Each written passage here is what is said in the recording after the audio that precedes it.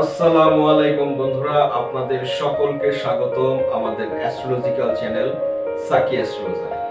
আমি Psaki astrologer, gemstone expert. আপনাদের সকলের ভালোবাসা, আপনাদের সকলের সাপোর্ট আমাদেরকে এগিয়ে নিয়ে যেতে সাহায্য করছে। আপনারা এভাবে আমাদেরকে ভালোবাসবেন, এভাবে সাপোর্ট করবেন, এটাই আমরা আপনাদের কাছ থেকে আশা করছিলাম।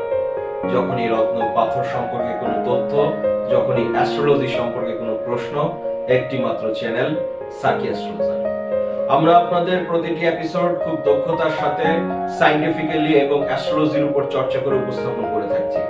আপনারা যেন জ্যোতিষের সকল ভ্রান্ত ধারণা থেকে বের হয়ে এসে সুন্দর এবং স্বাচ্ছন্দ্যকর একটি জীবনে উপনীত হতে পারেন, এটাই আমাদের প্রচেষ্টা। আজকে আমরা বন্ধুরা আপনাদের সামনে উপস্থাপন করছি আমাদের বার্থ চার্টের 10ম নাম্বার লগ্ন, 10ম নাম্বার রাশি মকর লগ্ন নিয়ে। মকর লগ্নের কোন কোন রত্নপাথরগুলি আপনাদের সকল ঝুট ঝামেলা থেকে বের করে নিয়ে এসে সুন্দর এবং স্বাচ্ছন্দ্যকর একটি জীবনে উপনীত করবে, সে ব্যাপারেই আমাদের প্রচেষ্টা।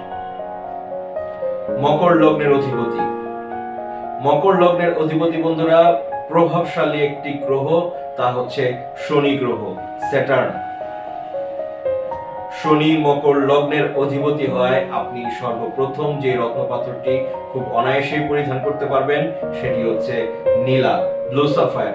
দুর্দান্ত একটি রত্নপাথর বন্ধুরা, এবং অবশ্যই মেটাল থাকবে পঞ্চধাতু।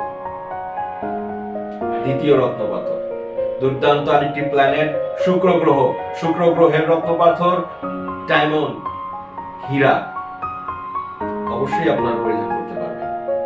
তৃতীয় রত্নপাথর আরেকটি দুর্দান্ত প্ল্যানেট, তা হচ্ছে বুধ গ্রহ, বুধ গ্রহের রত্নপাথর পান্না, অবশ্যই আপনারা ব্যবহার করতে পারবেন। চতুর্থ আরেকটি রত্নপাথর দুর্দান্ত একটি প্ল্যানেট মঙ্গল গ্রহ এবং রক্ত প্রবাল।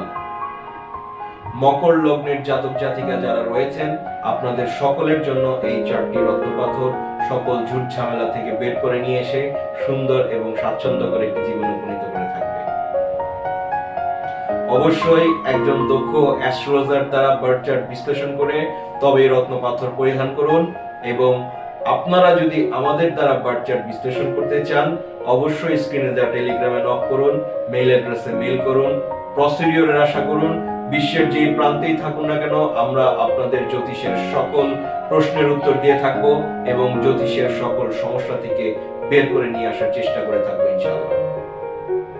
এভাবেই আমাদের পাশে থাকবেন, এভাবেই আমাদের সাথে থাকবেন।